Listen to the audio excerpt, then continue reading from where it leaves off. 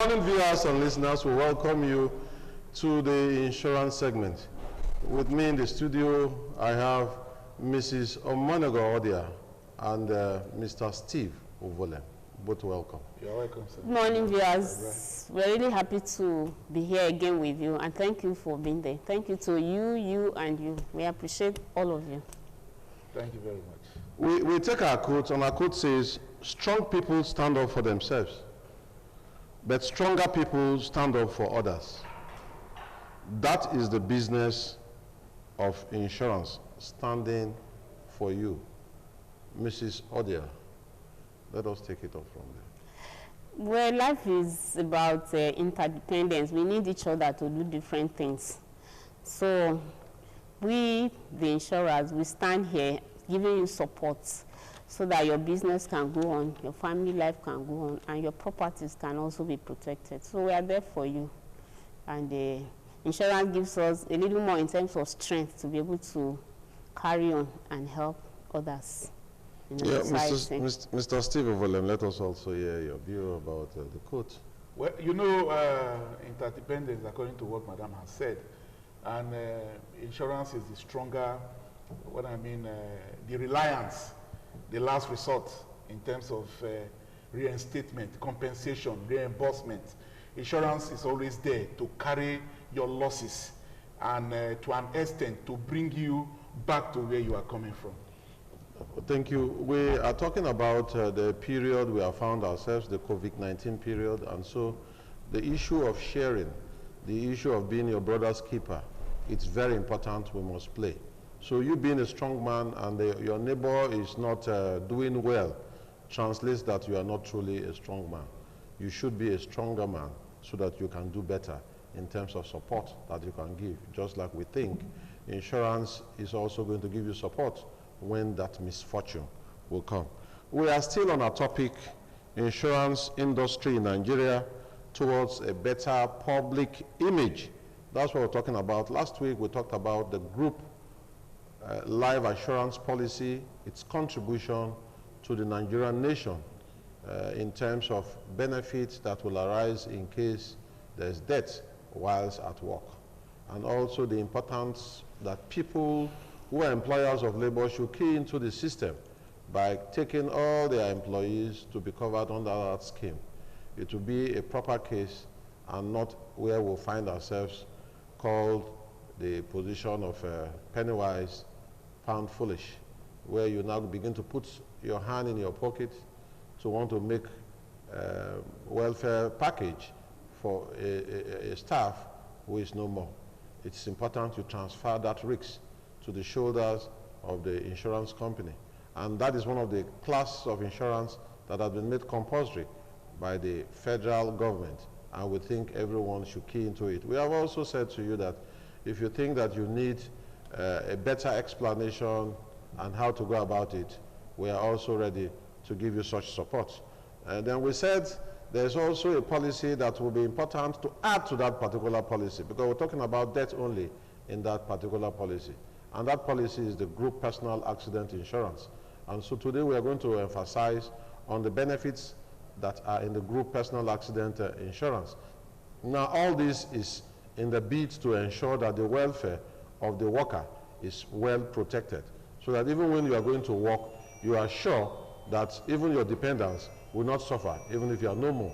But the truth remains that it is also to encourage you to do a greater work. And so, Mr. Steve Ovole, let's take it up to say the benefits that are in the group personal accident insurance, so that people can also understand and know what to really do. Because the value of information is key in living a life. And some persons might say, I've not heard of this before. What a lot of people think and believe is that the kind of insurance that is available only is motor insurance. They don't know of any other class of insurance. But I think it's important that we really make exposed the class of insurance that will be beneficial, especially to the workforce in Nigeria. Okay.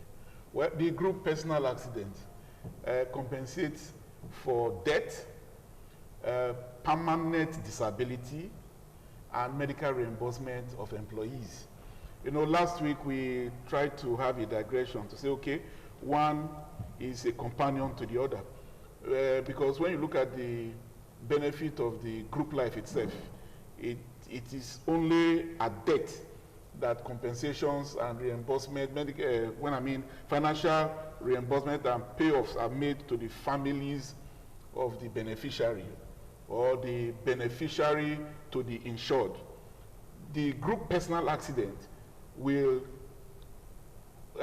when I mean at the long run, cater for accident benefits. That is, should the employee be hospitalized at the point of whereby he's incapacitated to do his job, to perform his job, those medical expenses that he has spent, you know, in the course of being out of job, out of his work, out of his employment for that temporary period, the group personal accident pays for it, the medical reimbursement.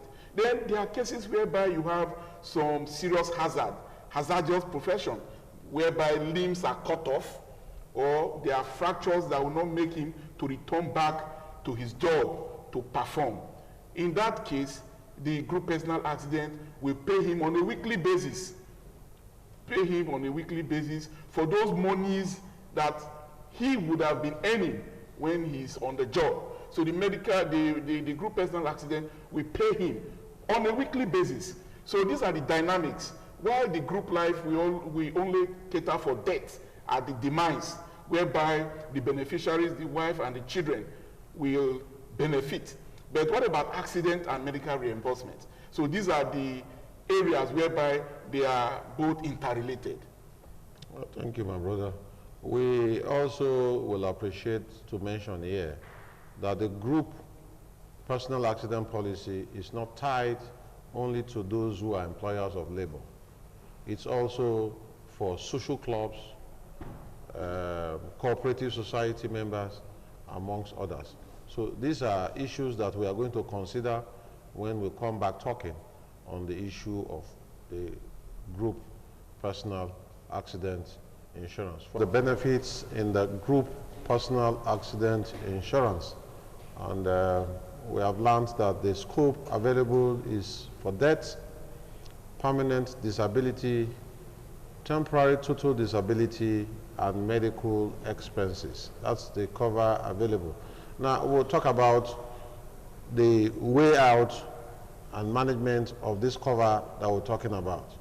The death benefit, we talked about the issue of the group personal accidents, the group life assurance policy, saying that it is 3 times the annual salary of the workforce. If it is 3 times the annual salary of the workforce, it translates also that for death benefit under the group personal accident insurance, it should also be 3 times the benefit, the salary of the workforce. And so at the beginning of every policy, the amount to be paid, the benefit to be paid is already determined. So talking about it, there's already a fixed figure. It's not a manipulated figure, it's something that is already on ground. The only difference that might actually come is just in the case of the temporary total disablement and also in the medical expenses, although they are also fixed, but depending on the time frame under which an accident will have occurred and for an employee to recover, that's only when we can also determine that point. But like I said, the benefit is also available for those who operate social club, those who are in cooperative society, amongst others. So that this benefit is not, this class of insurance we're talking about is not just for those who employ workers to be. So, Mrs. Odia, let us talk about, you know, the issue of the death benefit that is actually available.